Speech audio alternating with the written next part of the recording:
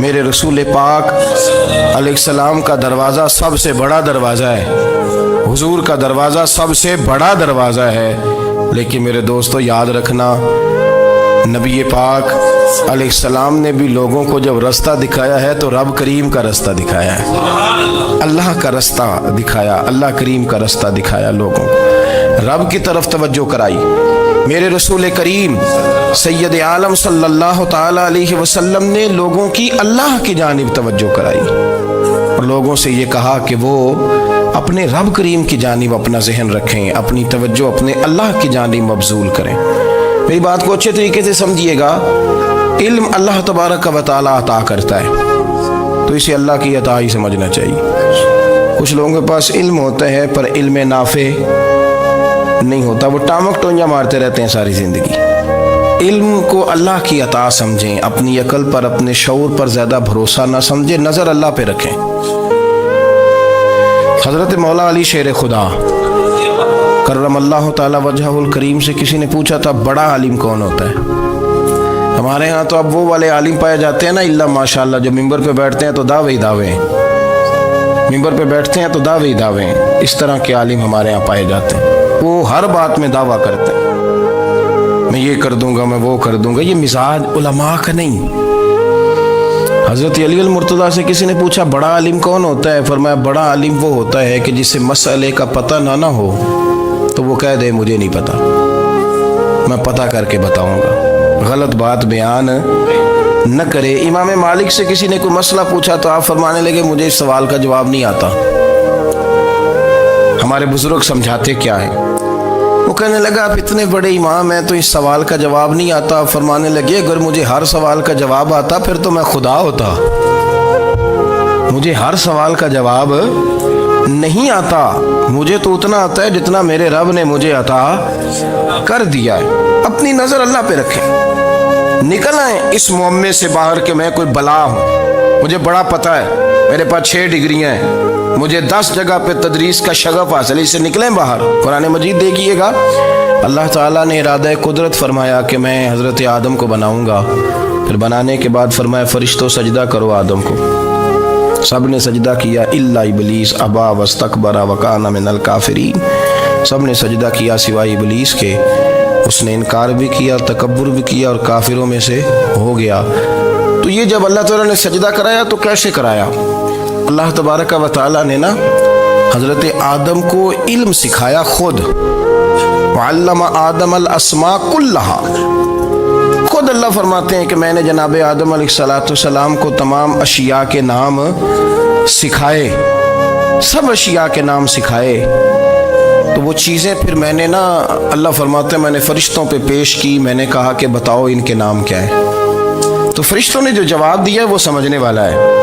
اللہ نے چونکہ خود علم سکھایا تھا حضرت آدم کو، جناب آدم سکھایا تھا، لیکن فرشتوں کو نہیں سکھایا تھا۔ تو اللہ کریم نے فرمایا فرشتوں اب یہ بتاؤ ان چیزوں کے نام کیا ہیں؟ تو فرشتے کیا کہتے ہیں؟ فرشتے عرض کرتے ہیں قالوا سبحانک لا علم لنا۔ آپ کبھی یقین کریں اس چیز کی لذت لیں تو مزہ آ جائے۔ کہا قالوا سبحانک، کہنے لگے تو پاک ہے، قالوا سبحانک، کہنے لگے تو بھائی آدم علیہ السلام کو نام سکھا لیے، پھر فرشتوں کے سامنے وہ چیزیں پیش کر کے کہا ان چیزوں کے نام بتاؤ، تو فرشتے کیا کہتے ہیں؟ کہتے ہیں قالوا سبحانک، تو پاک ہے، لا علم لنا، ہمارے پاس کوئی علم نہیں، الا ما علمتنا، ہمیں تو اتنا پتہ ہے جتنا تو نے ہمیں سکھا دیا، ہمیں تو اتنا پتہ ہے جتنا تو نے ہمیں، لا علم لنا، ہمارے پاس کوئی علم نہیں ہے، اتنا ہی پتہ ہے جتنا تو نے ہمیں سکھا دیا ہے، اس سے زیادہ ہمارے پاس علم۔ اور یہ کیوں تو نے ہمیں جتنا سکھایا اتنا پتہ ہے؟ فرشتے یہ نہیں کہتے یا اللہ تو زیادہ سکھا، آدم کو دیا تو ہمیں بھی دے، یہ نہیں فرمایا، فرمایا انکا انت العلیم الحکیم، اے اللہ تو علم والا بھی ہے اور حکمت والا بھی ہے، تجھے پتہ ہے کس کو کتنا دینا ہے، جتنا تو نے مناسب سمجھا جناب آدم کو دیا، اور جتنا تو نے بہتر سمجھا وہ تو نے ہمیں عطا فرمایا۔ تو اگر آپ کے پاس علم ہے، کہیں نالج ہے، اس کو اللہ کی عطا سمجھے۔ ہمارے ہاں بہت سارے لوگ بن کے بیٹھ جاتے ہیں، میں اکثر کہتا ہوں کہ پھر وہ دعوے کرتے ہیں میرے علاقے والے جاہل ہیں، میرے شہر والے جاہل ہیں، میرے خاندان والے پڑھے نہیں، یہ آپ کا دعویٰ ہے، یہ آپ کو خراب کر دے گا۔ ہم نے بہت سارے ایسے لوگ دیکھے جو بہت بڑے عالم تھے، لیکن اللہ جب لینے پہ آیا تو عقل ہی لے گیا، شعور ہی چلا گیا، حافظے ختم ہو گئے۔ آپ دیکھتے ہیں بڑھاپے میں کچھ لوگ ایسے ہوتے ہیں کہ جن کو یہ بھی یاد نہیں رہتا کہ میرا نام کیا ہے، میں کہاں ہوں، مجھے کدھر جانا ہے۔ تو اس وقت سے اللہ کی پناہ مانگیں اور اپنی نظر اپنے رب کریم کی جانب رکھیں، اللہ کی جانب اپنی نظر کو مبذول رکھیں۔ دوسری بات، علم کے بعد ایک چیز آتی ہے جس کا نام ہے ہدایت، جس کا نام ہے تقویٰ، جس کا نام ہے پرہیزگاری، جس کا نام ہے عمل، عبادت، ریاضت۔ یہ بھی اسی وقت ہی نصیب ہوتی ہے جب میرا رب کریم نصیب فرما دیتا ہے۔ ہم نے نا نیکی کا اپنا اپنا سٹیٹس بنا لیا ہے، اپنا اپنا معیار بنا لیا ہے۔ کچھ لوگ کہتے ہیں کہ جناب مسجد میں سیمنٹ کا توڑا دینے سے بہتر ہے کسی غریب کو آٹے کا تھیلا دے دو۔ اب اس نے اپنا مزاج بنا لیا نا نیکی کا، اس نے اپنا سٹیٹس بنا لیا ہے۔ میرا یہ سوال ہے کہ نبی پاک صلی اللہ تعالیٰ علیہ وسلم جب مدینہ شریف آئے تھے تو حضور نے سب سے پہلے غریبوں میں آٹا تقسیم کیا تھا کہ سب سے پہلے مسجد بنائی تھی؟ کیا عجیب لوگوں کا رنگ ہے، اپنی مرضی کی ہدایت، اپنی مرضی کا تقویٰ، اپنی مرضی کا معیار۔ مسجد کوئی بڑا چھوٹا خطیب بھی میری طرح کا ہو نا تو وہ مسجد میں بیٹھ کے جب نبی پاک کی بات کرتا ہے تو کہتا ہے میرے رسول پاک غریبوں کا سہارا بن کے آئے۔ وہ غریبوں کی بات کرتا ہے، مسکینوں کی، لاچاروں کی، کمزوروں کی بات۔ تو مسجد ہی تو وہ ادارہ ہے جہاں سے غریبوں کی بات ہو رہی۔ تو اب لوگوں نے غریب کو اور مسجد کو لڑانا شروع کر دیا، اس کو لڑاؤ کہ مسجد میں پیسے دینے سے بہتر ہے آپ غریب کو آٹے کا تھیلا دے دیں۔ آپ یہ کیوں نہیں کہتے کہ مسجد میں بھی آپ توڑا دیں ایک سیمنٹ کا اور ساتھ غریب کو بھی خدمت کریں؟ یہ کیوں نہیں تقویٰ؟ اپنی اپنی مرضی کا مزاج، اپنی اپنی۔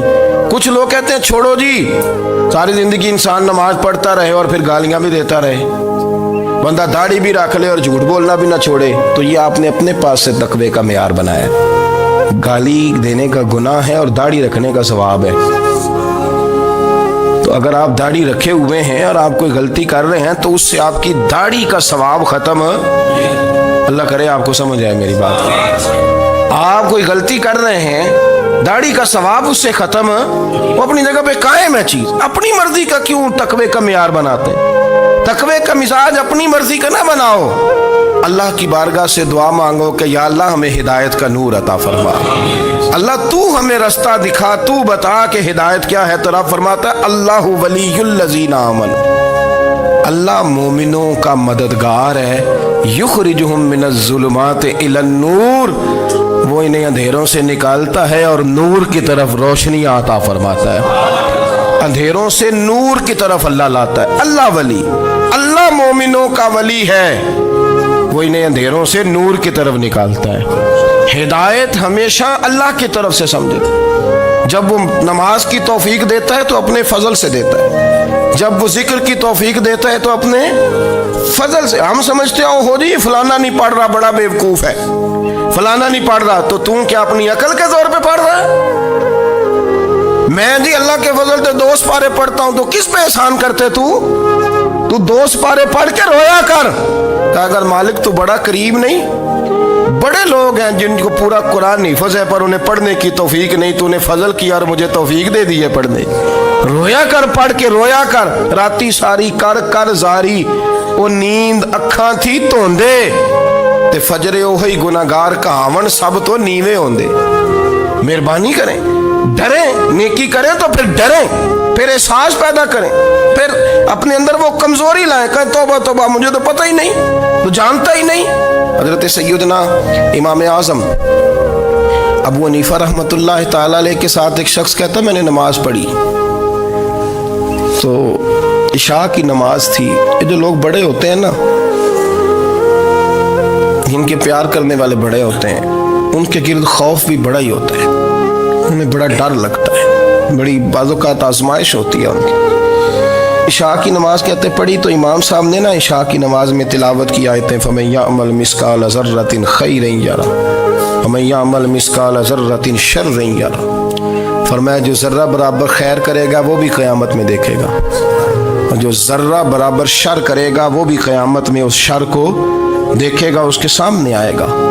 تو وہ شخص کہتا ہے کہ سارے لوگ نماز پڑھ کے چلے گئے تو امام صاحب رحمۃ اللہ علیہ نے اپنی داڑھی پکڑی ہوئی رو رہے ہیں. کہتے ہیں اور ذرہ برابر نیکی کا بدلہ دینے والے، وہ ذرہ برابر شر پہ سزا دینے والے میری سفید داڑھی کو دیکھ.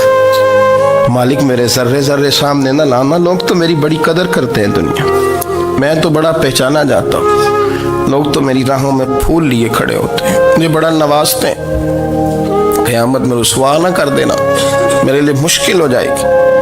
وہ کہتے ہیں میں نے امام صاحب کا درد دیکھا، مجھے کوئی کام تھا تو میں چلا گیا. میں نے کہا کہ وہ اس وقت اللہ کے حضور حاضر ہیں تو میں دوبارہ آؤں گا. کہتے ہیں میں تہجد کا وقت آیا تو امام صاحب وہیں بیٹھے تھے اور ان کی داڑھی آنسوؤں سے بھری ہوئی تھی اور زور سے داڑھی پکڑی ہوئی. کہنے لگے مالک رسوا نہ کر دیں، قیامت میں رسوا نہ کر دیں. یار جو ہدایت یافتہ لوگ تھے وہ تو ڈرے ہوئے تھے، وہ تو سہمے ہوئے تھے، وہ تو کہتے تھے یہ اس کا فضل نہیں، اس نے بلا لیا، یہ اس کا کرم نہیں. حضرت باعزید بستامی کسی کافر کو دیکھتے تو رو پڑتے، کہتے مالک تو کتنا قریب ہے، یہ بے ایمان رہ گیا، تو نے اپنے فضل سے مجھے اپنے نبی کا غلام بنا لیا. وہ رو پڑتے. یہاں تو لوگوں کا دعویٰ ہی بڑا ہے. نمازی اللہ خیر فرمائے وہ تو دوسروں کو گھورتا ہے، وہ کہتا ہے جنت کا میں مالک ہوں، کنجیاں میرے پاس ہیں، میں کسی اور کو گھسنے نہیں دوں گا. اور اگر 2-3 حج کر لے تو پھر تو وہ کہتا ہے کہ اب میرے سے پوچھ کے لوگ جنت میں جائیں گے معاذ اللہ. اور اگر وہ 2 4 5 7 دفعہ کوئی نفل پڑھ لے تو پھر وہ کہتا ہے چھوڑیں جی سارے لوگ بے عمل ہیں، میں اکیلا نیک ہوں. نہ ایسا کریں، اپنی توجہ اپنے رب پہ رکھیں، اپنی توجہ اپنے معین الملت والدین عطا رسول ہند الولی غریب نواز خواجہ معین الدین چشتی حضرت خواجہ اجمیر شاہ اجمیر والی ہندوستان. آخری عمر میں نا سارا دن روتے گزر جاتا، ساری رات روتے گزر جاتے، ذرا سی کوئی بات کرتا تو رو پڑتے ہیں، آنکھیں آنسوؤں سے بھری رہتی. کئی دفعہ آپ نے بھی پریشان ہو جاتے ہیں نا کہ یار تو ایک بات کی جان ہی نہیں چھوڑ رہا. تو خواجہ قطب الدین صاحب بختیار کاکی سے لوگوں نے کہا کہ آپ مرشد سے بات کریں، اتنا بھی تو نہیں نہ رونا چاہیے، ہر وقت اس کے آنسو کی کریے. عاشق دا کام ہی رونا تونا تے بنا رویوں نہیں منظوری. یہ عاشق سدا ہی روندا رہندا ہے، پاویں وصل ہوئے تے پاویں دوری. ہر وقت رونے کا کیا مطلب ہے؟ تو خواجہ قطب صاحب کہتے ہیں میں قریب گیا تو میں نے پیر دبائے، میں نے کہا سونیا لوگ تو کچھ بھی نہیں کرتے، تو نے تو کمال کر دیا. 90 لاکھ آدمی مسلمان کر دیا، دنیا کچھ نہیں کرتی. تو نے 50 سال ساری رات مسلح پہ بیٹھ کے رب راضی کیا. تو شہزادہ تھا، حضور کی اولاد تھا، لیکن معین الدین تیرا ایک پلاٹ بھی نہیں. تو نے طالب علم پالے، انہیں غریبوں کو دیا، انہیں نوازا، کوئی شے نہیں تیرے پاس، ہر چیز تو نے. ساری رات روتے ہو، سارا دن روتے ہو. تو خواجہ قطب الدین صاحب کہتے ہیں میں نے جب عرض کیا تو خواجہ صاحب مجھے گلے لگا لیا، چیخ مار کے روئے. کہنے لگے قطب الدین پتر داڑھی سفید ہو گئی، جانے کا وقت آ گیا. جو تو نے نیکیاں گنوائی ہیں وہ ہیں صحیح میرے پاس، پر یار کی بارگاہ میں پیش کرنے کے قابل ایک بھی نہیں. تو بارگاہ تو دیکھ کتنی بڑی ہے، رسول کریم کی بارگاہ میں پیش کرنے کے قابل ان میں سے ایک بھی نہیں. تو آستانہ دیکھ کتنا بڑا ہے، کیا پیش کروں گا، کیا عرض کروں گا حضور کی بارگاہ میں، کس طرح. وہ یار جو بڑے تھے وہ تو ڈرے ہوئے تھے، سہمے ہوئے تھے، وہ تو بڑی آزمائش میں تھے. لیکن میرا اور آپ کا رٹا 2 نمازیں پڑھ کے 6 نمازوں کا دعویٰ کرنا اور لمبی چوڑی کہانیاں بنانا اور اپنے منہ سے اپنی تعریفیں کرنا، اس سے تھوڑا باہر آئیں. رزق بھی میرا اللہ ہی دیتا ہے، علم بھی اللہ دیتا ہے، رزق بھی. بڑے بڑے فقیروں کو مالدار ہوتے دیکھا، بڑے بڑے مالداروں کو فقیر ہوتے دیکھا. بڑے بڑے، میرے ایک بڑا سخی قسم کا سجن ہے، بڑا پیارا ہے، میں اسے سخی مانتا ہوں. میں نے اپنی پریشانیوں کے دنوں میں بھی اس شخص کو سخی دیکھا.